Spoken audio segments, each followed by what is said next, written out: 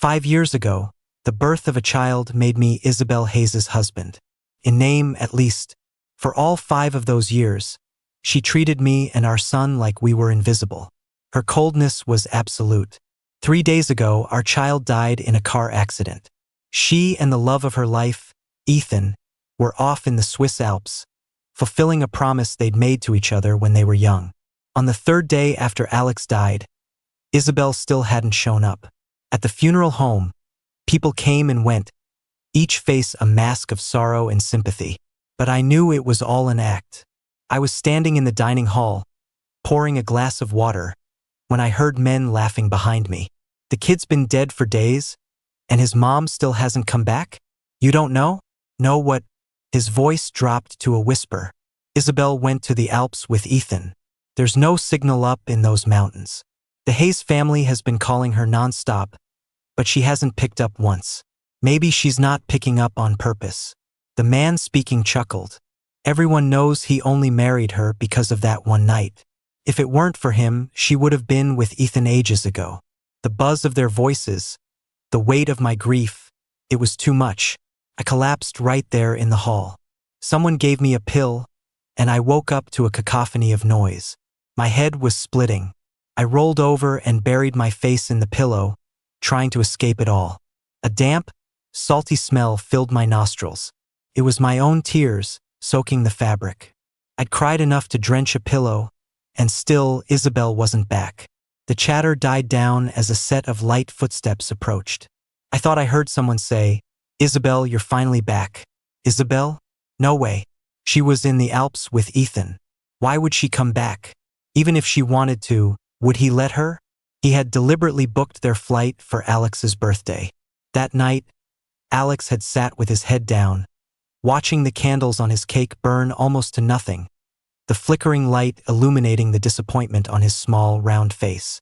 He loved sweets more than anything, but he didn't take a single bite. In his small, soft voice, he just kept asking, "Daddy, when is Mommy coming home?" He didn't cry or throw a tantrum. He was always so understanding, even from a young age. He knew his mother didn't love him, and she loved his father even less. For 5 years, Alex's only wish was for his mother to celebrate one birthday with him. He died without it ever coming true. The chair next to me scraped against the floor as someone sat down. That scent. It belonged to the person who had shared my bed for 5 years. Whenever she was near, I could feel it, her scent, her movements, even just the shift of her gaze. I used to long for her to be close to me. But now, after everything, I couldn't even bring myself to look at her. Isabel sat down. "Sorry," she said, her voice flat. "Sorry again." When she was leaving for the Alps with Ethan, I had stood in her way, grabbing her sleeve and begging, "Can you go tomorrow? It's Alex's 5th birthday. He wants his mommy to be here." After all our years of marriage, I knew I had no right to ask anything of her. This was never the marriage she wanted. But when it came to Alex, I always had to try. Unsurprisingly, she pulled her hand away. Her face was a mask. "Sorry. Ethan's waiting for me." But her child was waiting for her too. This time, though, Alex was truly angry. He wouldn't be waiting for her anymore. A chill ran through me, and I curled into a ball, burying my head deeper. Isabel sat beside me. She knew I was awake. She was a sharp, suspicious person who had monitored my every move for years. Partly because she was afraid I'd try to trap her again, and partly because she was terrified I might hurt the man she loved. "You're awake?" There was no sadness in Isabel's voice, only urgency. "Everyone downstairs has left. Get up and eat something." How could she be so calm? As if the one who died wasn't her child. But of course, in all these years, she never saw Alex as her child, just as she never saw me as her husband. If it weren't for my father's scheming, I never would have ended up in her bed, let alone become her husband. Isabel hated me and she hated my father. She once called us the farmer and the snake. Thinking of Alex brought a fresh wave of grief. I pressed my face into the damp pillow, my voice hoarse and muffled as I choked out the words. "Did you go see Alex?" "Yes." "Good." I fought to control my sobs. "You can go now."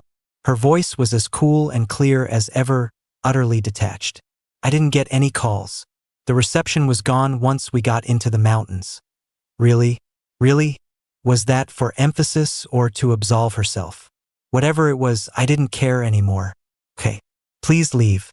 Isabel didn't move, clearly annoyed by my attitude. Leo, how old was he? How could you let him go out by himself? I'm his mother. I think you owe me an explanation. An explanation? Ah, a soft, bitter laugh escaped my lips. I slowly pushed myself into a sitting position. I must have looked like a wreck, tear tracks staining my cheeks, lines etched into my skin from the pillow, my eyes sunken and lifeless in a face as pale as a sheet. I probably looked like a skeleton. And then there was Isabel, sitting perfectly upright in a chic, tailored suit, not a hair out of place. Her beautiful face was as cold and sharp as ice. No grief, no tears. She was the detective interrogating a suspect.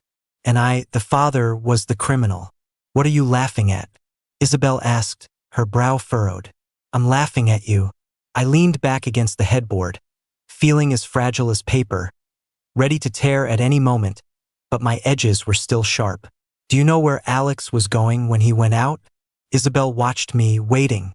He was going to find you. He called you so many times, but you never picked up. He said, maybe mommy's lost and can't find her way home. He wanted to go look for you. Isabel hesitated for a second. You didn't stop him? I could trick him once or twice, but he was worried about his mother. While I was... Suddenly, I felt pathetic and ridiculous. Why was I even explaining this to her? I stopped and took a deep breath. It was my fault. Those 4 words hung in the cold air, stirring up a storm. A new layer of scrutiny entered Isabel's gaze. I met her eyes and said, word by word, my mistake was falling for you when you were so out of my league. My mistake was getting tangled up and marrying you and having Alex. My mistake was bringing him into this world to be neglected and then failing to protect him. Under Isabel's intensely pressuring stare, I managed to smile. But my biggest mistake was holding on to the fantasy that we could ever go back to how things used to be. Isabel's expression went blank. For a moment, she was speechless.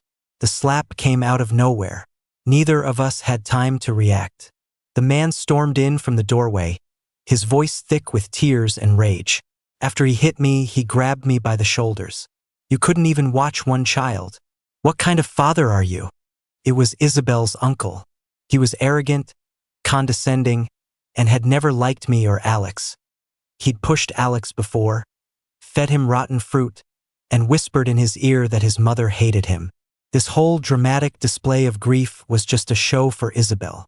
I sat there numbly as he hit me again and again, blood trickling from the corner of my mouth. And Isabel, my wife, just watched, completely unfazed. Her eyes were filled with indifference. Through it all, now and in the past, whenever Alex and I needed help the most, she never once lifted a finger. Through the storm of his curses, my eyes met Isabel's cold, dark gaze.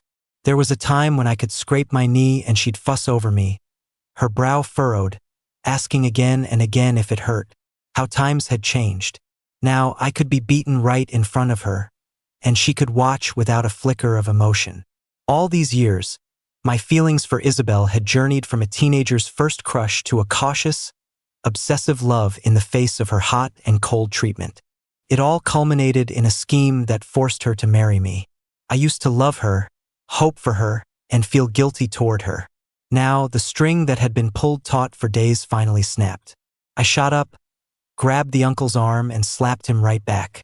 He froze, stunned, one hand cupping his cheek, his eyes wide with disbelief. In this family, besides Isabel, I hadn't wronged anyone. And Alex certainly hadn't. I owed him that slap. On the day we went to the cemetery, the bruises on my face hadn't faded. My left cheek was still swollen and red. If Isabel hadn't pulled my uncle and me apart that day, it probably would have been worse. But the person she pushed away was me. Sitting in the car, a cold front seemed to attack from all sides, but I didn't feel it. I just stared blankly out the window. Isabel was sitting next to me, taking a call. It was Ethan. On the day her son was being buried, she just had to take a call from another man. Her voice was its usual lazy drawl, but it held a special patience for Ethan. Yes, I'll be busy for a few more days. You go back first. Him? I was half turned away, but I felt Isabel's gaze on me. She held out the phone. Ethan wants to talk to you. The old me would have thrown the phone out the window. But without Alex, what was the point of any of that?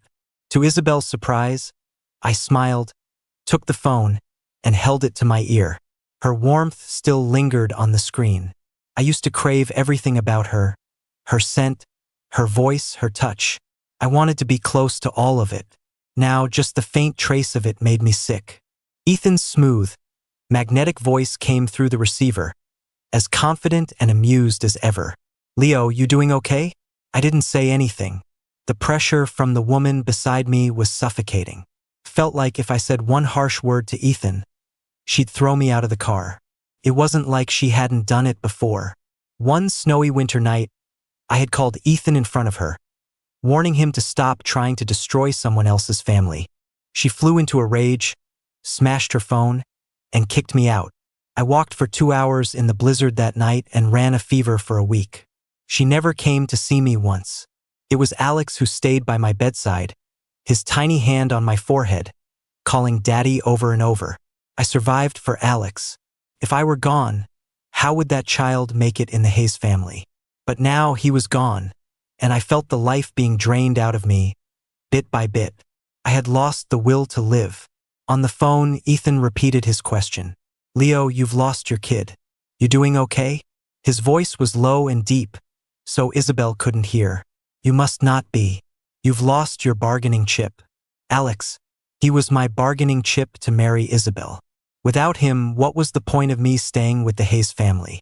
I never wanted to be here in the first place. My throat was dry and sore. Then I'll give her back to you. Ethan was stunned. What? I'll give her back to you. No, that was wrong. Sorry. She was always yours to begin with. The phone was snatched from my hand. Isabel hung up, her face a mask of disbelief and fury. What the hell were you saying to Ethan? What can a father who just lost his son say to his wife's lover? The warnings were gone, the curses were gone. All that was left was letting go. Letting go, so the star-crossed lovers could finally be together. I didn't have the strength to hold on to this relationship anymore. I didn't even want this life anymore. Under a light, drizzling rain, we buried Alex. The photo on his headstone was from when he was 3. We were supposed to get a family portrait that day. Alex and I got there early and waited until evening. All around us were happy, perfect families, laughing and joking, following the photographer's directions. Their joy and laughter only made us look more pathetic. I could handle Isabel's coldness, but Alex? The gloomy weather, the cold headstone, the unsmiling face in the photograph. Alex had been trying so hard to hide his disappointment that day because he didn't want to make me sad. Someone held an umbrella over me. I looked down, praying and repenting at Alex's grave, hoping that in his next life, he would have parents who loved him, that it wouldn't be like this life, filled with cold shoulders. Raindrops streaked past my vision, and a figure walked by. It looked like Isabel. I forced my heavy eyelids open and saw the shadow of her black trench coat pass by. She bent down and placed something in front of Alex's headstone. When she stood up, I saw what it was. A Lego race car set. My heart seized. Confused, I grabbed her sleeve. Afraid I would lose control in front of all our relatives. She whispered, "We can talk when we get home." "What is that?" I asked, my voice eerily calm. Isabel glanced back at it. "A birthday present for Alex. It's what he asked me for. I didn't have time to." "He asked you for it?" "We had an agreement." Startled by the look of utter despair on my face, Isabel grabbed my wrist. "What's wrong?" My legs gave out. A knife felt like it was twisting in my gut. I collapsed to my knees in front of Alex's grave. My child, on his last birthday, he had received a fake gift, but he still put on a smile. Alex must have known that I was the one who bought the watch. But because I said it was from his mom, he accepted it gladly and even said he had to thank her. He knew everything. He knew his mother had never loved him, had never even bought him a single birthday present. Only after he was gone did he get this late gift. But what was the point now? The atmosphere in the house was heavy. Isabel's mother was waiting for her, holding a rattan cane, her brow furrowed. But her tone with me was gentle. "Leo, why don't you go upstairs?" I knew what that meant. Mrs. Hayes was about to discipline Isabel again. Isabel's mother was the only person in this house who liked me, trusted me, and supported our marriage. It was all because years ago, my father had saved her life in a moment of crisis. After my father was gone, the pillar of my life collapsed. To repay their debt, the Hayes family gave my father a job as a house manager, easy work, great pay. Mrs. Hayes arranged for me and Isabel to go to the same school, telling her to look after me like a little brother. Isabel did for a while, but I, foolishly, fell in love with her. When Mrs. Hayes found out Isabel had been late to Alex's funeral, she sent everyone away to deal with her privately. The house manager ran upstairs to get me, pleading desperately, pulling at my arm. "Go say something. Please just go." Why should I? I used to love Isabel with everything I had. When she was hurt or scolded, I felt worse than she did. But that was all based on my love for her. Later, watching her run around day and night for Ethan, that love died.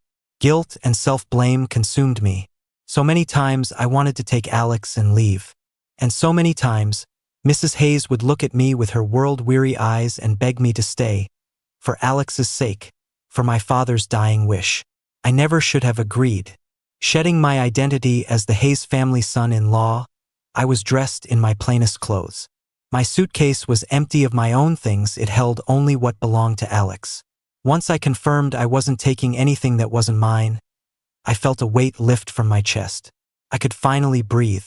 I dodged the house manager and went downstairs. Isabel had already been disciplined. She was kneeling, her palms flat on the floor, biting her lip against the pane. She looked up, and her red-rimmed eyes met mine, but I didn't look at her for more than a second. Mrs. Hayes dropped the cane and walked over to me. She was the person I respected most in this house. She gave my father and me a home, provided me with a good education. Even now, I was grateful to her. I remember the day I married into the family. Mrs. Hayes took my hand and placed it on top of Isabel's, pleading with her daughter, "Leo is a good boy. Don't be difficult and make things hard for him." It was just like the day my father and I first arrived at the Hayes mansion. She introduced me to Isabel the same way. "Leo will be your little brother from now on. You'll go to school together. You have to take good care of him." The only difference was, back then, the teenage Isabel could still smile at me. She looked after me at school, took me to the cafeteria, waited for me after classes, and would even drag me along to watch her play the piano. The crowd of boys who admired her at her recitals was a mile long, but she always insisted I be there. She was so brilliant, so talented, the center of attention wherever she went. I was painfully average.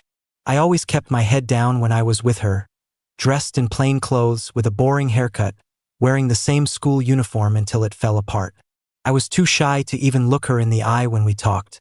I was timid, introverted, and thoroughly unlikable. Everyone at school knew Isabel hung out with me because her mother owed my father her life. They said she was just a nice person, that she didn't mind my awkwardness and brought me everywhere with her. But the moment Ethan showed up, that balance was shattered. He became the one watching her play piano at recitals. He was the one eating with her in the cafeteria every day. I don't remember how he so quietly appeared by her side. I just remember that at first, I didn't realize anything was wrong. Then came Isabel's unexplained coldness and a comment I overheard from a classmate in the bathroom. "Leo has zero self-awareness. Isabel and Ethan are totally dating, and he's still following her around like a third wheel." Third wheel. Dating. Those words made me keep my distance from Isabel. After that, I knew my place. I started making excuses to avoid eating with her or walking to school together. Even at home, I tried not to see her. But when I showed up in the cafeteria with a female classmate, she found me. She stood by our table, looking down at me as if I were a peasant. "So, you're not eating with me because you're dating someone now?" I didn't get it. I was just trying not to be a third wheel. But later, through a cruel twist of fate, I was the one who broke up the perfect couple, Ethan and Isabel. It was time to give him his place back. Isabel, still kneeling, pushed herself to her feet. The 2 strikes had barely fazed her. As she looked at me, I looked at her mother. Mrs. Hayes, I've left everything that needs to be left in the bedroom. I'll be leaving today. Leo. Moving out. Getting a divorce. I told Mrs. Hayes about my plans a few days ago. She didn't agree, desperately trying to make me stay just like all those years before. But she knew that without Alex, I wouldn't stay in this cage my father had built for me. Isabel looked like an outsider, completely baffled by our conversation. Leave? Leave and go where? Her words infuriated her mother. You wicked girl. Shut your mouth. Isabel's brow furrowed, her expression a complex mix I couldn't decipher. Leo is my husband. Don't I have the right to ask where he's going? So, she did know I was her husband. It's just that this husband had never been acknowledged. Mrs. Hayes was so angry her chest hurt. She clutched it, her face pale. I went to support her, comforting her softly. Mrs. Hayes, please don't get upset. Leo, Mrs. Hayes was deeply saddened by the failure of our marriage. She knew the fault lay with Isabel, so she didn't blame me. This is my fault. I failed to raise her right, and I've let you suffer. If your father knew, he would surely blame me. Mrs. Hayes, you don't have to say that. I helped her sit down, meeting Isabel's searching gaze. Your mother's not well. You should take better care of her. Gone was the grief-stricken, choked-up man from days ago. My current calmness seemed to amplify the tragedy. As I walked past Isabel, she grabbed my wrist. Be clear. Where are you going? Why are you leaving? There is no greater sorrow than a dead heart. Isabel would never understand that. With no lingering affection for her, I didn't give her a second glance. I just yanked my hand away. 3 days after I left the Hayes mansion, I collapsed in my apartment. It was expected. Stomach cancer. I'd been diagnosed 2 months ago. Alex was still alive then, and I was actively fighting it. The day I got the diagnosis, I tried to tell Isabel. All I got was a cold stare. Her hatred for me was bone deep. I realized it far too late. My plan had been to beat the cancer and take Alex away from the Hayes family. Now, it looked like I would be the one going to find Alex. What I didn't say that day was that Alex had run out to find Isabel because I had fainted from the pain. A 5-year-old doesn't know to call an ambulance. His first thought was his mom. After all this time, I never expected that the person I'd see when I opened my eyes at the end of my life would be Cole. Cole and I were in the same class in school. His family didn't have money, but his grades were excellent. He was completely focused on his studies, the polar opposite of someone like Isabel, who was born into wealth and privilege. Back then, Isabel said he was stuck up and told me to stay away from him. I defended him once, and she accused me of taking his side against her. I knew he wanted to be a doctor, and I knew he'd succeed. I just never thought I'd be his first patient after he returned from studying abroad. He looked so impressive standing by my bed in his white coat. It only highlighted how pathetic and wretched I looked. It reminded me of when we were classmates. He would always look at me with disdain and say, "Leo, your grades are terrible. How can you sleep so soundly?" I'd always just shrug. Isabel is going to take me abroad to study. She said I don't have to work so hard. Whenever I said that, Cole's expression would become complicated.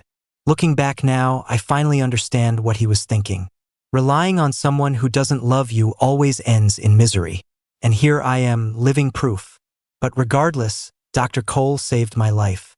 I lifted my hand, the one with the 4 in it, and flexed my stiff fingers, managing a weak smile at him. Hey, Dr. Cole must not have wanted to talk to me, because he sent a nurse to take care of me instead. My neighbors had brought me in. The medical bills weren't paid yet. The nurse asked for a family member's phone number. I grinned. No parents, no family. The nurse looked at me with pity, her touch much lighter as she removed the 4 needle. Dr. Cole said he wants to take you for some scans and another full checkup. I weakly pulled on my old jacket. I hadn't taken anything from the Hayes house. Nothing there was mine, and I was afraid Isabel would come looking for it. I really didn't want to see her ever again. The jacket was ancient and didn't offer much warmth. The cuffs were pilled and looked shabby. I pulled my hands in and stood up. No need. I just fainted from exhaustion. I'm perfectly healthy. At the Hayes house, no one respected me except for Mrs. Hayes. They all knew I was a freeloader who had schemed his way into Isabel's bed to become her husband. So for all those years, I never enjoyed the treatment a son-in-law should have, nor the love of a wife. In fact, I lived worse than the house manager.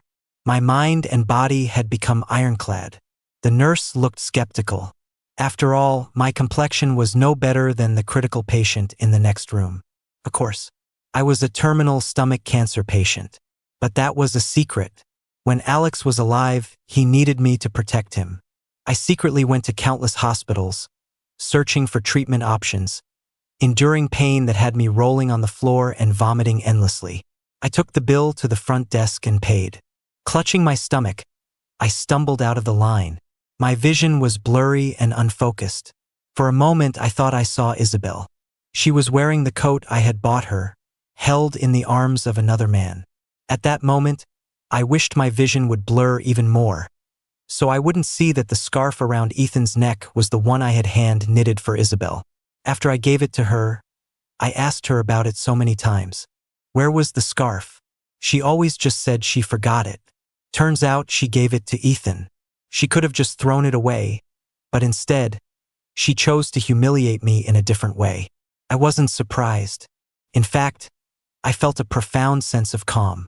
Maybe in that single second, Isabel had used up every last bit of my love and guilt for her. It was buried along with Alex. The dream was over. My son was dead. I had nothing, and she had a new man by her side, her wish finally granted. Standing in the bustling hospital, I remembered all the times over the years, on the anniversary of her father's death, I would wait up for her late into the night, only to see a post on Ethan's social feed. You always make my heart ache. Even the scarf I knitted stitch by stitch ended up around Ethan's neck. When I gave it to Isabel, I was so nervous, hoping for just one smile.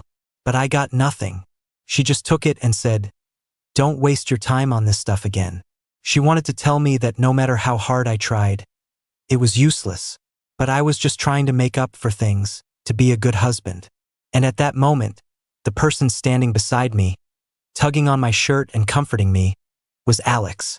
He said, "Don't be sad, Daddy. Mommy's just being tough. Silly child. You're never tough with the person you love." She was never tough with Ethan. Half a month after Alex died, I started living on painkillers. As my body wasted away, the pain intensified. I couldn't bear it, so I fought it with pills. After each time I threw up, I felt like an empty shell. My stomach was hollow. It got to the point where even drinking a glass of water was agony. I had to take a lot of painkillers and hug Alex's favorite teddy bear just to fall asleep. In a daze, I would always wonder if Alex was in this much pain when he died. He didn't have any painkillers. His passing must have been so difficult. It was my fault. I didn't take good care of him. My Alex. Just before I lost consciousness, I heard a knock at the door. If it weren't for the persistent pain, I might have thought it was death's toll. Seeing Dr. Cole standing there made my expression even uglier. He was never this persistent before. When I used to beg him to help me with homework, he was always indifferent and aloof. What was with him now? "Leo, you're in bad shape. You need to get to a hospital for a checkup as soon as possible." He was a doctor, a good one. He could tell how sick I was with just a glance. Cole hadn't changed much since school. He'd filled out a bit, but the arrogance in his eyes was even stronger now. Just like Isabel said, he had his pride. A proud person can't stand to be insulted. I really didn't want to make an enemy right before I died. "Dr. Cole, are you short on patience?" I tried my best to sound like a bitter, sarcastic man. "How big of a cut do you get for ordering a few more tests for me?" Cole's eye twitched. "Leo, I'll give you money. Just leave me alone." With that, I went inside, grabbed some cash, and shoved it at him. "Is this enough?" Dr. Cole left. It made sense. Who would put up with an unreasonable patient? Dying alone was the best ending for me. I swallowed my pills, drew the curtains, and was about to lie down when two figures below caught my eye. It was Cole and Isabel.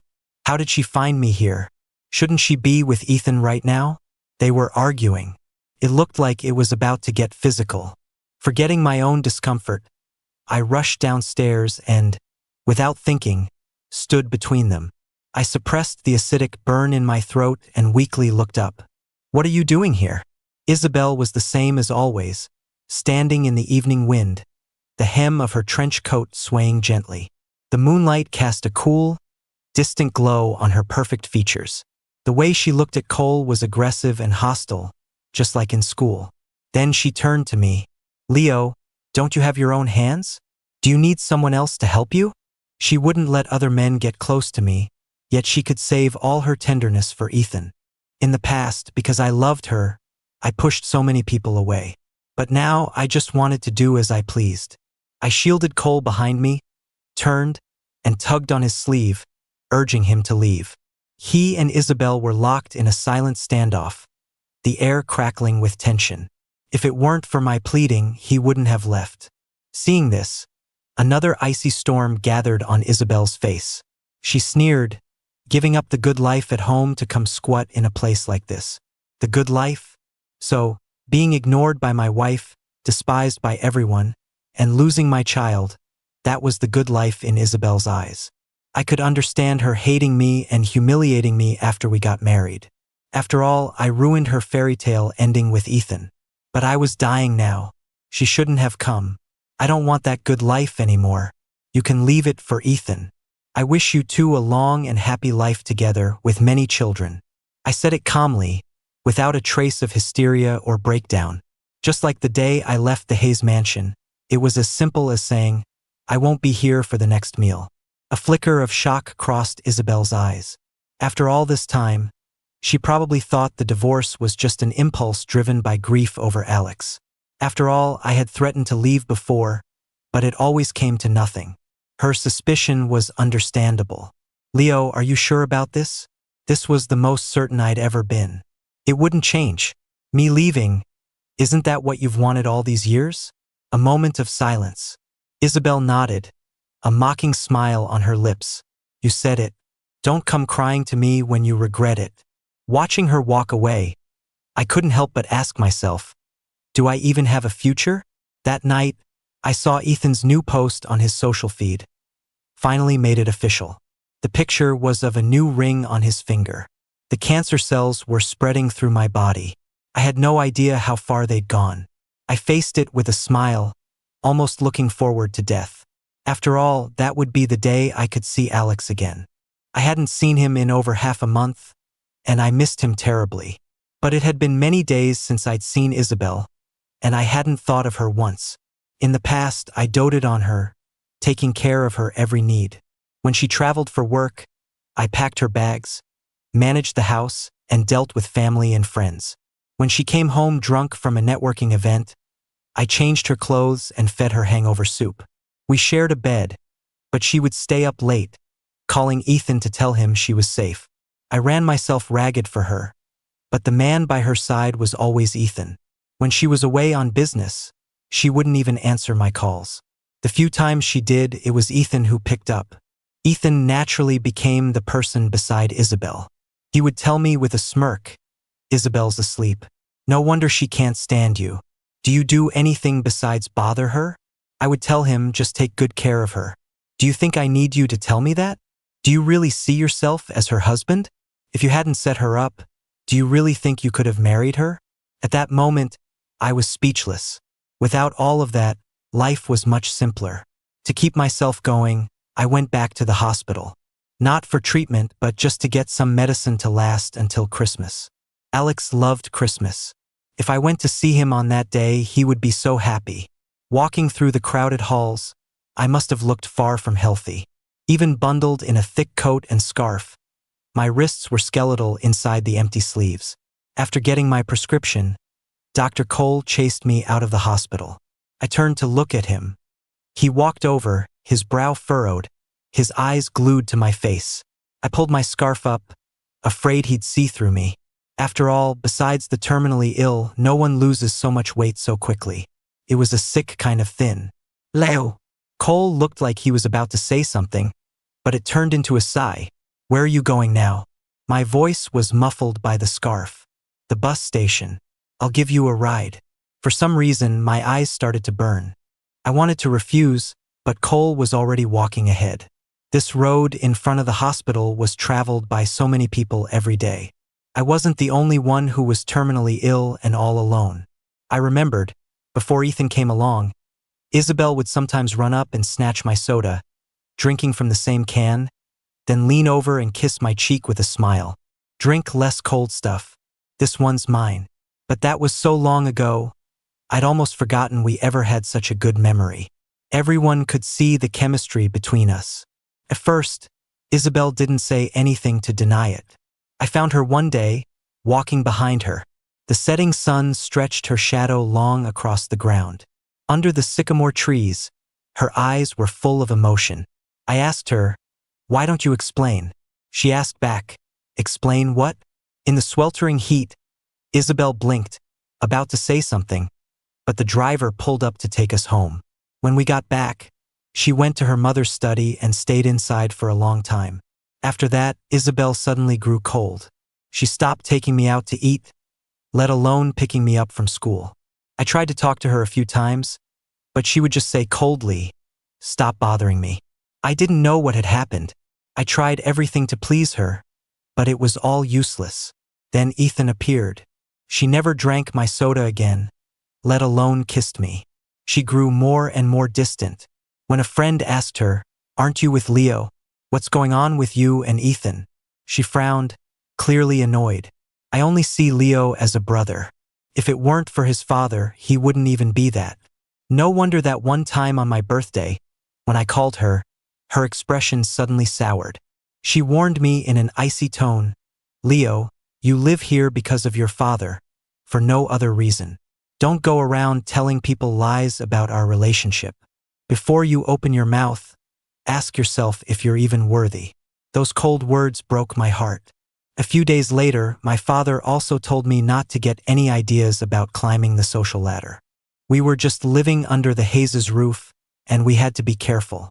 From then on, I buried my foolish fantasies and my love for her. Just as those feelings were about to fade completely, my father put me in Isabel's bed. The rest of my life after that was spent in regret and remorse. In front of Cole, I finally let it go. Isabel and I have no relationship. It took only a few hours for those words to reach Isabel's ears. The desolate, moonlit sky hung over a dark car. Isabel stood beside it, surrounded by a chill that made her seem unreal. No relationship? "Leo, you're the one who got me pregnant."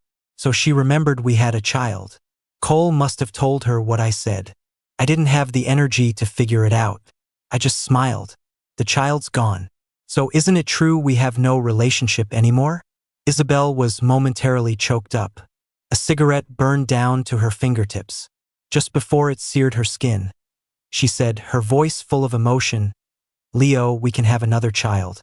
No, there was only one Alex. There would be no more. I didn't deny it. I just went along with her. "Yes, you will. You and Ethan will have many more children." All I wanted was a quiet place to live out the last few days of my life.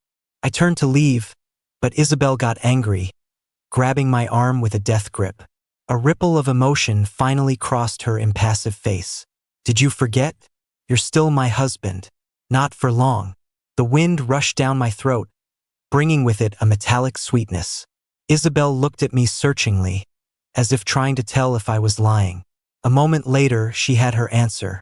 "Leo, your attempts to scare me are as pathetic as ever. Do you really think you can live without me?" Was I trying to scare her? No one would use their own life to scare her. Besides, with or without her, it seemed I wasn't going to live much longer. After that, as if to force me back, Isabel refused to divide our assets for the divorce. She went all out to humiliate me, even taking back the house I was living in. I was homeless, and she was marrying another man. No one gets remarried less than a month after their son's death. But Isabel did. The news that she and Ethan were getting married reached me from a dozen different mouths. I heard how joyous the occasion was, how furious it made Mrs. Hayes, how delighted the rest of the Hayes family was, and how much they were gossiping behind my back. I knew it all. But by then, I just listened to it like it was a joke. I wasn't part of the joke anymore, so why would I care? When Ethan called, I was forcing down a pill with lukewarm water. It was bitter, a bitterness that flowed through my organs and threatened to come back up. Leo, Isabel and I are getting married. The wedding is at the end of next month. Did that have anything to do with me? Whatever. I didn't waste a single word. Congratulations. Then I hung up and took another pill. How was I to know that when Ethan made that call, Isabel was right there beside him, looking downcast, not at all like a bride-to-be. She probably finally understood then. The divorce was real, and my feelings for her were really gone. Without a place to live, I felt like a stray dog. When Isabel called, she must have intended to mock me. I was holding my suitcase at the entrance to the station, watching the endless stream of people come and go. Her voice came through the phone, hazy and dreamlike. Leo, I'm giving you one last chance. Do you want to come back? Why didn't Isabel show this mercy just once when Alex was alive? It was too late. No one needed this offer anymore. I clutched Alex's little teddy bear. It still smelled faintly of him, and I could almost feel the warmth of his skin. Touching it was like touching his soul. Isabel, I'm never coming back. Never. I looked down at the teddy bear's eyes, as if I were looking into Alex's soul, and my voice trembled. I'm sorry for what I did to you in the past. I apologize. I actually planned to divorce you a couple of years ago, but Mrs. Hayes had promised my father she'd take care of me, and she wouldn't agree. That's why you and Ethan were delayed. I'm truly sorry. With that, I hung up the phone. Before I got on the bus, a text came in from Cole. Leo, you have terminal stomach cancer. Why aren't you getting treatment? Cole found me at the beach. This was one of Alex's wishes. I had made a list, wanting to fulfill them for him in the time I had left. Number 1. Celebrate a birthday with mommy. I had crossed that one out. Number 2. A family trip to the beach. We were divorced now, so I was the only family Alex had left. I guess you could say this wish was fulfilled. Standing on the shore, the sand was soft and damp, the waves gently lapping at my feet. The endless blue ocean was blurred by my tears. I wanted to make up for it, but the sobs only grew stronger. If only I had agreed to bring him here when he was still alive. How wonderful that would have been. At least he wouldn't have died with so many regrets. But back then, I always insisted on the whole family being there. Isabel couldn't be absent. In the end, I was the only one standing on the beach. The wind and sand made every part of my body ache. I barely made it back to the hotel. But when I reached my room, Cole was standing there like a phantom. His image blurred, but his anger was sharp. The professional demeanor of a doctor was on full display. Leo, do you realize you're killing yourself? A patient who refuses treatment and travels this far, of course I was killing myself. I didn't have time to take a painkiller before the agony overwhelmed me and I passed out. Luckily, there was a doctor beside me when I collapsed. Otherwise, I wouldn't have been able to fulfill Alex's third wish. Dr. Cole wanted to take me to the hospital, but at my stage, being in a hospital was just a waste of money. I didn't have much left. Cole had been paying for my medical expenses. His family wasn't well off. In school, he always wore the same white shirt, the collar and cuffs washed so many times they were faded and frayed. You could see the fuzz on the fabric in the sunlight. Unlike Isabel's wealth, his life was a struggle. Because of that, I had to pay him back. The woman I had loved for 10 years was gone. In the end, the man who saved me and paid my hospital bills was Cole. I asked him, "Why are you being so good to me?" It had been a long time since anyone had been this good to me. Cole didn't say anything. He just took a clean scarf and wrapped it around my neck. "You were good to me once." Was I? Couldn't remember at all. I guess being this sick affects your memory. Back then, you only had eyes for Isabel. Of course, you don't remember throwing a scrap of kindness to someone like me. For some reason, I heard resentment in his voice. Cole knew how to save people. He brought me medicine, looked at my sickly face, and said earnestly, "Painkillers can't save you. In your condition, you should start chemo as soon as possible." Can chemo save me? It would just make me suffer more, and I'd have to die looking grotesque. I didn't want that. I wanted to die with dignity so Alex would recognize me. I didn't want to scare him. Cole's silence was the answer. He was a doctor, but when faced with cancer, no doctor can give a 100% guarantee. I held the cup of hot water, feeling a sense of acceptance. Dr. Cole, since you're here, could you do me a favor? Cole turned his face away, but I still caught the glint of tears in the corner of his eye. If it's arranging your funeral, I'm not helping. It's not that.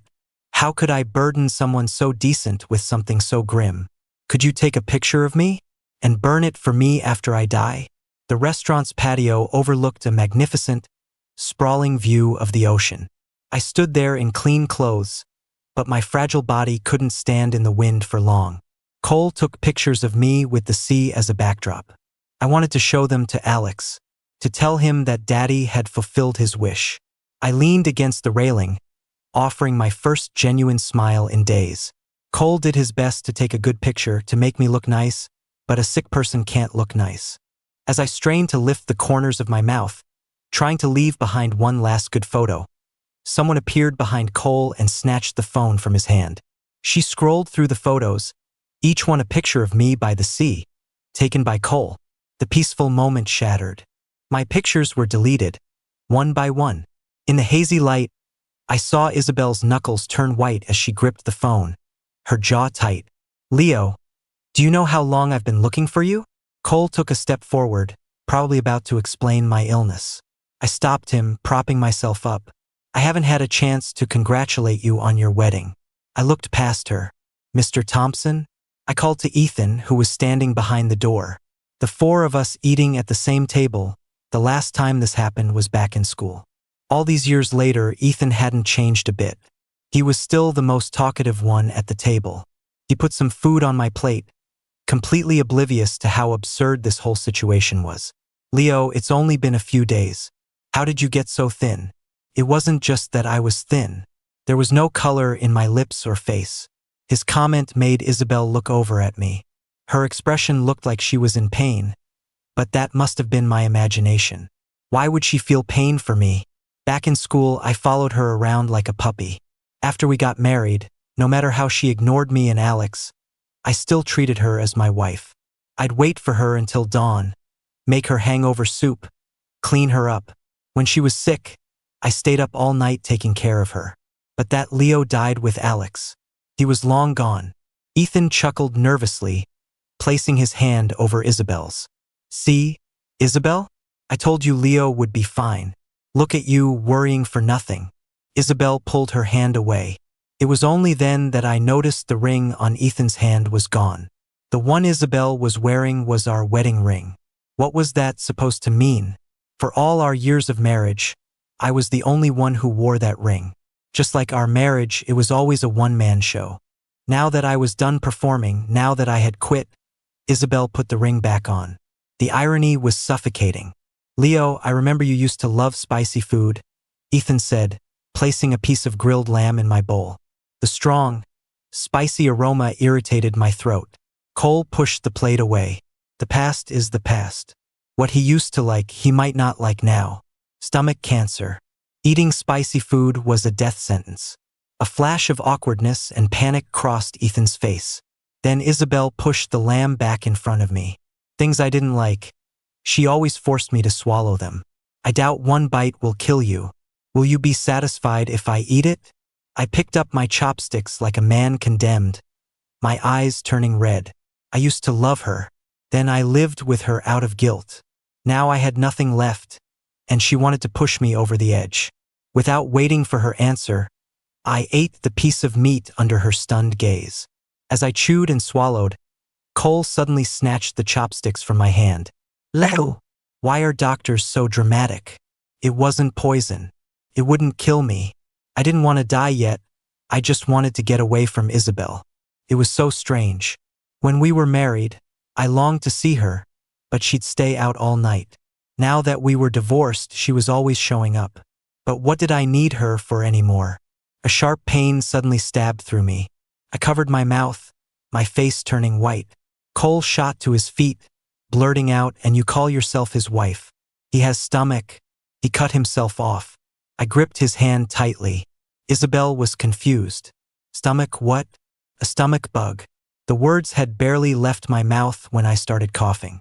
I covered my lips, bent over, and coughed a splash of crimson into my palm. It was just a stomach bug.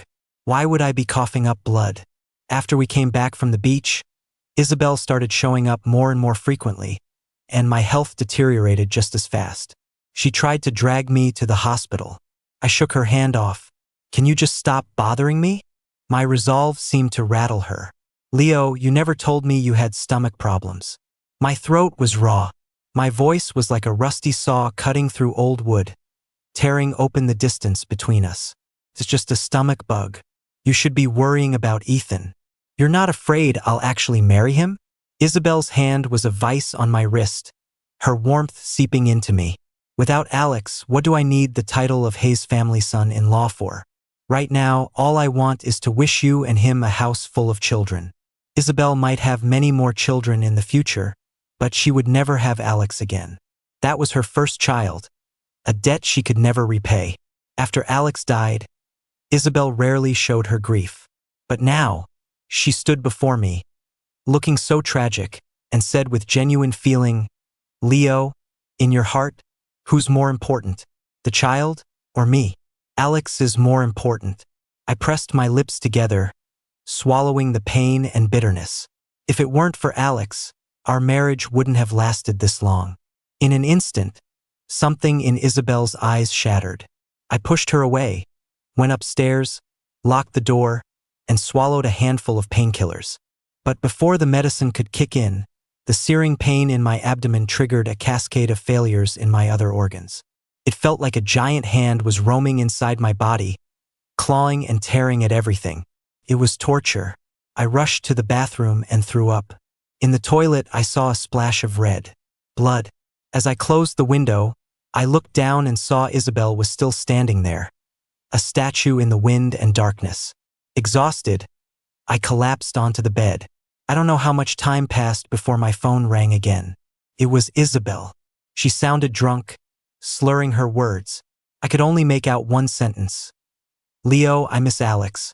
I hung up and, through the pain, blocked her number. I couldn't forgive myself. This illness was my punishment, and I accepted it gladly. But before I died, there were still 2 of Alex's wishes left to fulfill. Number 3, Mommy would let him have a kitten. He said all the other kids at preschool had one, and he wanted one too. But when Isabel heard, she looked disgusted. She said to our son, "Isn't raising you enough?" She didn't want another tie to me. I could understand that. But she couldn't talk to a child that way. We had a huge fight. She called me an unreasonable lunatic. I told her she didn't deserve to be a mother. She laughed coldly. You think I wanted to be a mother? The blood rushed to my head. I went over and slapped her. She pushed me onto a pile of broken glass. My palm was bleeding, but she just turned and walked away. I thought the driver had taken Alex to school that day. I didn't know he was hiding in the house. He wiped the blood from my hand, crying uncontrollably. His little face scrunched up as he tried to dry his tears. Daddy, I don't want a kitten. I don't want one anymore. Alex never asked for much. I wanted to make him happy, so I bought him one anyway. It was a little white kitten, small and soft, and it would just curl up in your arms quietly. Alex loved it. He took care of it for days and named it Fluffy. Isabel wasn't home during that time, but the day she came back, she threw Fluffy out. Alex said it was okay, but I know he was sad about it for a long time. I walked into a pet store, wanting to see the kittens for Alex. They were all different, some lazy, some playful. One of them was pawing at the glass with its little pink pads. It was all white, but it had a black patch on one ear. I recognized it almost instantly. It was Fluffy. He had gotten fatter, his cheeks filling out, making him look like a little fur ball. When we first got him, he was so tiny Alex could hold him in both hands. The day Isabel threw him out, Alex didn't say a word, but his pillow was wet the next morning. Seeing Fluffy was like seeing Alex again. I couldn't control my excitement. I started tapping on the glass, startling the store employee. He rushed over and pushed me away. I must have looked crazy, pointing at the cat and insisting it was mine. The employee probably thought I was a lunatic and tried to kick me out. I wasn't a lunatic. I was just overwhelmed. The thrill of finding something I thought was lost forever. Alex's Fluffy was back. Did that mean I could see Alex again too? But the person who came to pick up Fluffy wasn't Alex. It was Ethan. He walked in from outside, his eyes meeting mine, then glancing at the cat. "Leo, do you like Tink?" The kitten was brought out. I had watched my wife be stolen by Ethan, and now I was watching Alex's cat curl up in his arms, acting affectionately toward him. "Our Tink is such a good boy. Wanna pet him?" Tink. His name wasn't Fluffy anymore, but he was Fluffy. I remembered. I suddenly lunged for the cat, startling Ethan. He quickly backed away. "Leo, what are you doing? Have you made a habit of stealing things? That's Alex's cat, not yours." I screamed, my emotions collapsing as a sharp pain shot through my stomach. Ethan looked at me like I was a joke. "Leo, Isabel gave this cat to me. How is it yours? Isn't it enough that you held her captive for all those years? Now you want to steal a cat too?" It was Isabel. She took Alex's cat and gave it to Ethan. What right did she have? Even if she hated me, Alex was innocent. When did it start? When did Isabel start giving my things to Ethan? Probably began on her birthday. After Ethan appeared, Isabel's gaze followed him everywhere. He was brilliant and captivating, a perfect match for her. She would get sad on her birthday if she didn't get a gift from him. One day, she was sitting on the steps, staring sadly at the moon. As a teenager, her features were already exquisite. The pale moonlight on her face highlighted the emptiness in her eyes. She asked me, "Leo, do you think he forgot my birthday?" She was talking about Ethan. I hid my own disappointment and gave her the watch I'd saved up for from my part-time job. I smiled bitterly. "Maybe he's just busy. This is for you." Isabel took it without a second glance. The next day, she came to pick me up with Ethan. I saw the watch I had given her on his wrist. After that, there were many other things. The driver Mrs. Hayes assigned to me was sent to pick up Ethan. When Ethan had a competition, Isabel gave him my design drafts. And later, it was the spot to study abroad. She stood in front of me that day, completely shameless. "Leo, Ethan needs to go abroad more than you do. He's too talented to be held back." That same day, my father was diagnosed with stomach cancer and given little time to live. His dying wish was for Isabel to take me abroad with her. Ethan had stolen even his dying wish. I sat by my father's bedside and cried all night. I don't know if I was crying for the lost opportunity, for my dying father, or for Isabel's heartlessness. I wasn't a father then. I didn't know how a child's tears can be a fatal weapon. They were enough to make my quiet, unassuming father scheme against Isabel.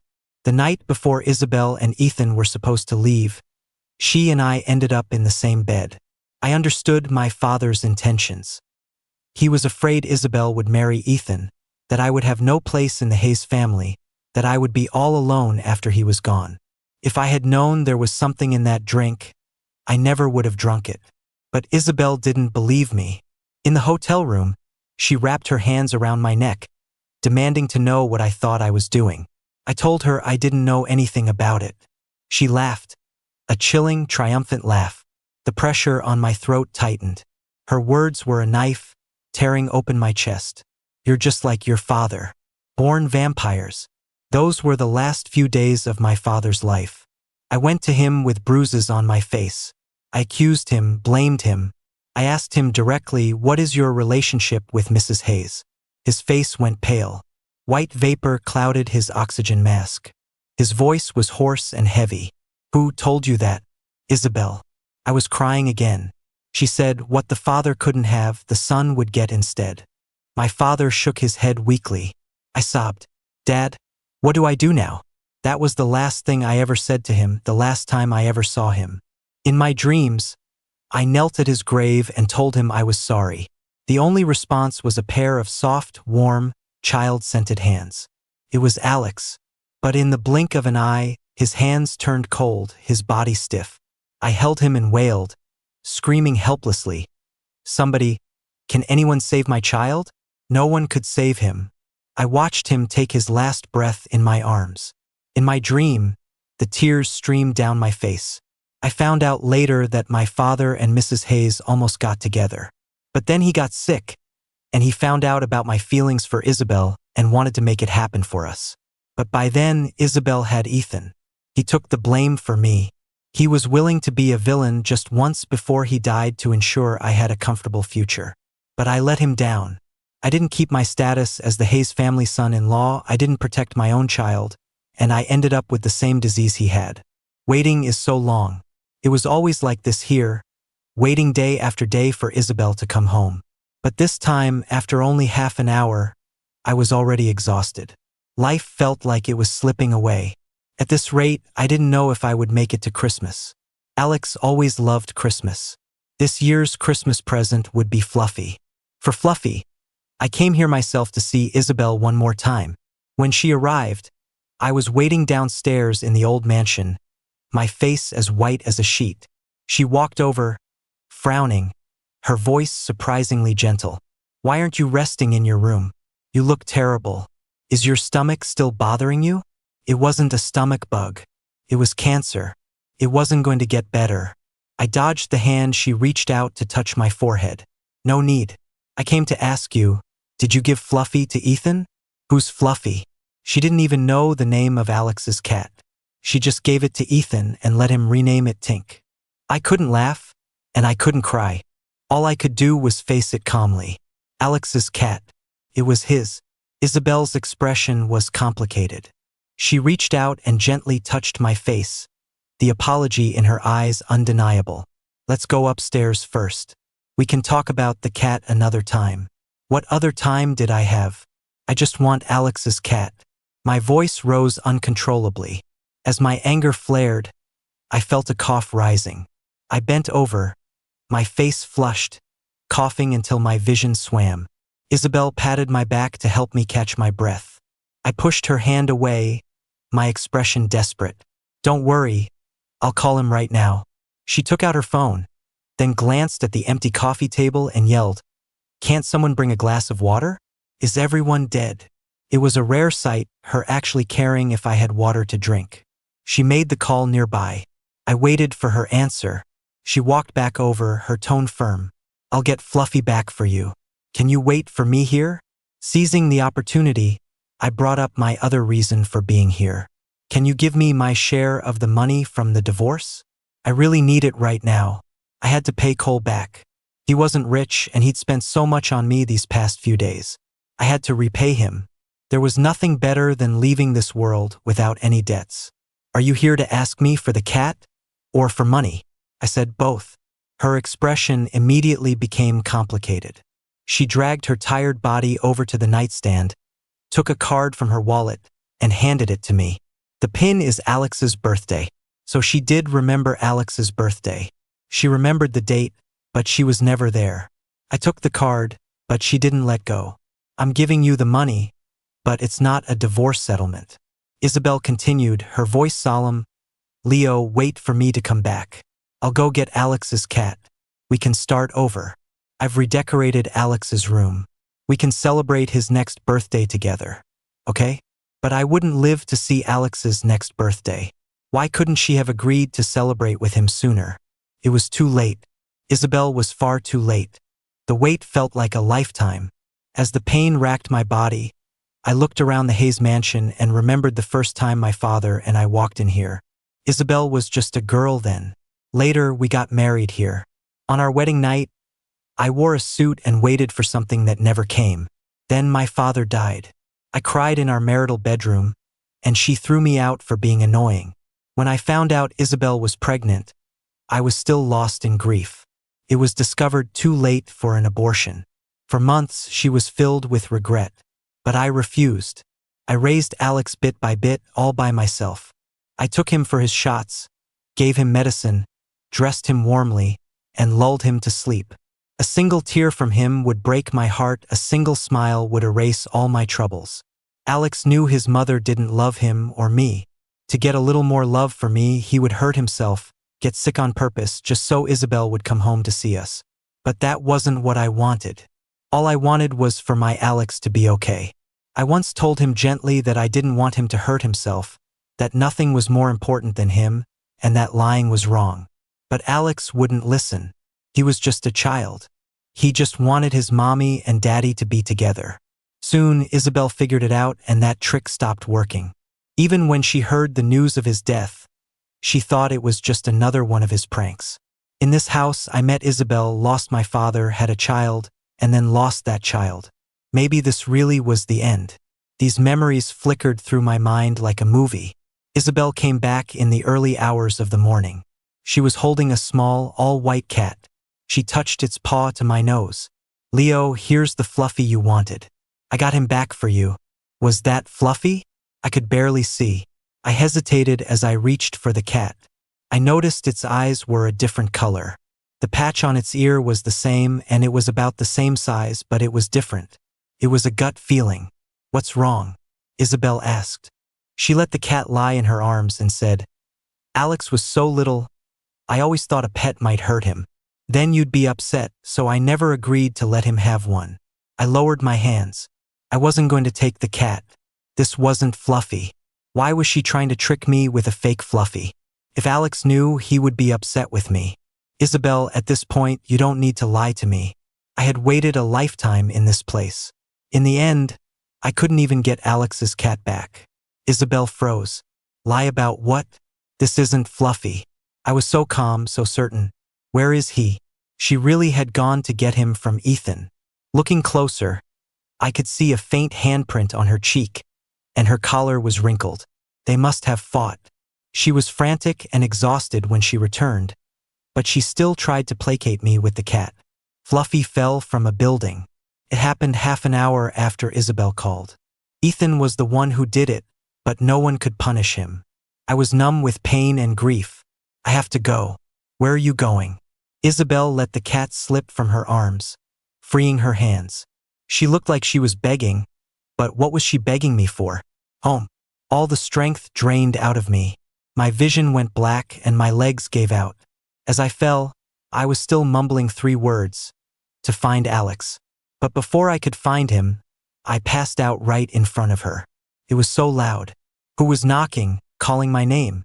I fought to stay conscious, but my muddled thoughts were filled with faint, fragmented noises. A woman was screaming, smashing things. The family doctor's collar was being yanked. "He's my husband. He was sick. Why didn't you tell me?" I could see it. It was the Hayes family doctor. Standing next to him was a stone-faced Cole. He asked Isabel, "He's your husband. Did you only find out he had stomach cancer when he was about to die?" "Miss Hayes, please calm down." The doctor tried to control the situation. "Over 2 months ago, I called you. You personally told me that Mr. Novak's affairs had nothing to do with you. So she should have known." I let out a slow breath. The oxygen mask on my face made my breathing sound like a countdown. Each breath was a struggle, precious. Isabel walked over. Before I died, I got to see that proud woman bow her head in front of me. She wanted to take my hand but was afraid of hurting me. Her hand hovered in the air. A child who had broken her favorite toy, desperately trying to fix it but not knowing where to start. After a moment, she covered her face. Faintly, I heard her sobs echo through the hospital room. So loud. "Can't you just stay away from me?" But I couldn't speak, couldn't curse. I don't know how long passed. Dr. Cole came over. My eyelids fluttered, and I saw his white-coated figure standing behind Isabel. "You'll disturb him. Get out." Isabel hissed through gritted teeth, her voice raw and hoarse. She had been crying for a long time. It was getting annoying. "You wait until someone's dying to feel regret?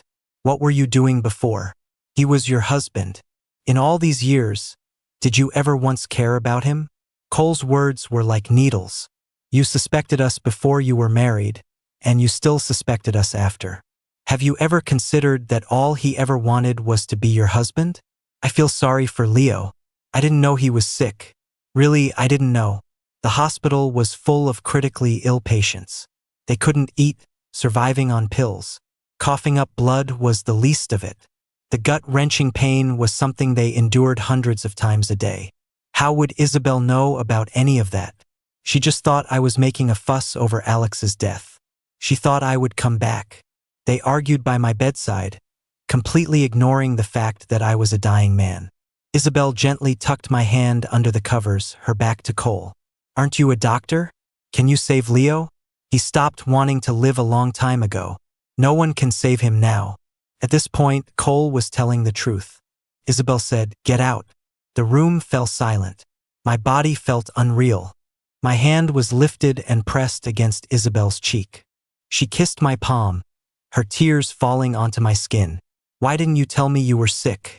Because Alex was gone, you stopped fighting? Then what about me? Was your heart only filled with that child? Did you ever save any room for me?" Isabel used my limp hand to slap her own face. I was wrong. How could I be jealous of Alex? We're husband and wife. Leo, wake up and hit me. Yell at me, hit me, whatever you want. I'll take it. She was calling my name. I could hear her. I wanted to pull my hand away. I could see Alex waving at me. He was calling Daddy. He said, "Daddy, it's so dark here." I'm scared. I wanted to rush over and hug him, but Isabel's hand held me back. Why wouldn't she let me go even now? Stop fighting it. A needle pierced my skin. The pain made me frown, my toes curling. Felt like my very bones were aching. Medicine flowed into my body, and the pain subsided for a moment. But the pain of my life was something no drug could heal. Someone was busy by my bed. Doctors, nurses. Their anxious voices filled my ears. The vitals on the monitor were faint. On the brink of death, I thought I saw Alex again. He was sitting on a soft patch of grass, his little body lying in it. He looked up, and his soft face had 2 dimples.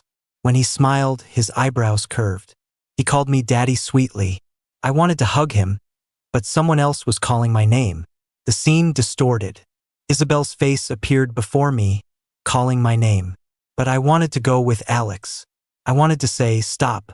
Just let me go." That was my final wish. But she didn't stop. These past few days, she had found the best doctors to save my life. But even the best medicine was useless on me. I had lost the will to live. My consciousness was following Alex in my dreams. But in reality, Isabel held on to me tightly, refusing to let me go, until the line on the monitor finally wavered. She was the one who pulled me back. She said she was my savior, that this life was hers, and that I had to cherish it. I was in the hospital for a week. For that entire week, Isabel never left my side. But I knew I couldn't hold on much longer. At the end of my life, I saw the person I least wanted to see. Christmas Eve. Ethan stood by my bed. He must have been thrilled to see me like this. He took in my miserable state, my ugliness and sickness. But what he said was, "It's karma." Then he added Isabel's karma.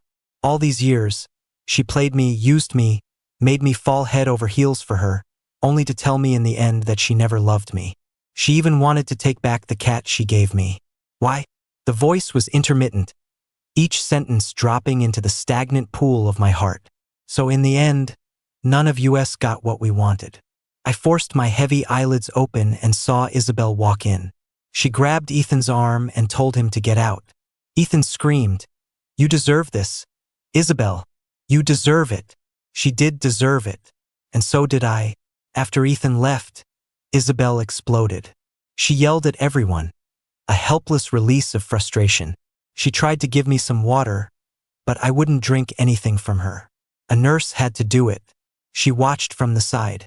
When the nurse left, she tried to wipe the corner of my mouth, but I turned my head away and looked at the snow falling outside the window. I opened my mouth, a hollow movement. "It's almost Christmas, right?" Isabel said, "Yes, it's tomorrow. We can celebrate together." I had to make it to that day. I had to go see my Alex.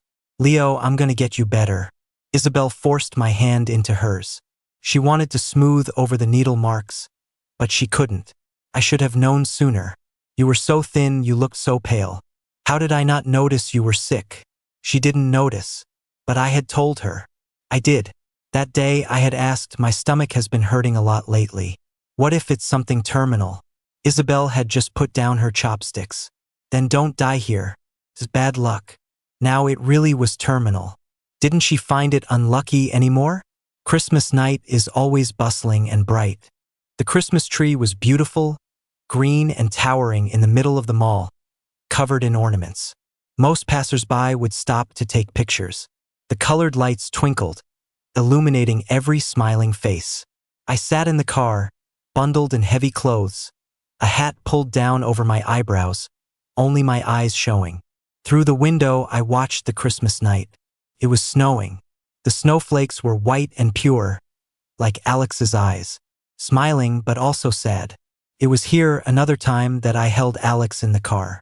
He pointed at that same Christmas tree and said it was beautiful. I looked with him and saw Isabel and Ethan standing beneath it. They were taking a picture together. My heart tightened, and I quickly covered Alex's eyes. In the swirling snow, I thought I saw Alex sitting under the tree in a red sweater. He was touching a little bell on a branch. "Daddy, this is so pretty." It was very pretty. But Alex's smiling face was gone, replaced by Isabel's anxious one. Her arm was around my shoulders, letting me lean against her. "Leo." I was so cold. She wanted to warm me, but she forgot she was a block of ice herself. "Do you want to get out and walk?" I shook my head. Just seeing it from a distance was enough. It was like celebrating Christmas for Alex. The snow kept falling. My strength was fading. Isabel seemed to feel my body temperature dropping. She started rubbing my wrists, but they were covered in bruises from all the needles. "Leo, are you cold? Can you say something to me?" She pressed her cheek against my forehead. It was that clean, crisp scent of hers, but it felt so far away, like it was from another lifetime. For all these years, the scent she brought home was usually Ethan's cologne. Sitting in the car, she watched the snow with me, her chin brushing against my hair. The car was quiet and warm, shutting out the wind and snow. We watched together. Her voice was like fluff, drifting softly by my ear. "Leo, do you remember that year why I never explained what was going on between us? I should have told you. All these years, I had so many chances to tell you." The snow was getting heavier. Was Alex cold over there? It was okay. I would see him soon. After all, this was Alex's last wish, to be with Daddy forever. A layer of frost seemed to form on my eyelids. I closed them. Turns out hearing is the last thing to go. My soul felt like it was detaching from my body, but Isabel's words continued. "Leo, if Mom hadn't told me she was going to marry your father, if she hadn't made me treat you like a brother, this wouldn't have been our ending. Don't you think so? Leo? Leo, are you cold? Leo, wait for me. I won't wait for her. I want to be far away from her. In the next life and the one after that, I never want to see her again." The voices grew so distant. There was crying, someone calling my name. The light grew faint. In my vision, it expanded, then shrank. I'm so tired. My eyelids are so heavy. I can't lift my hands. I want to hug Alex, but all I can catch is a shadow. I keep chasing it, crying, running until I reach the end. Drenched in sweat, gasping for breath, I finally see him. He's holding a little white fluffy in his arms. "Daddy, you're here?" This time, I finally grab Alex's hand.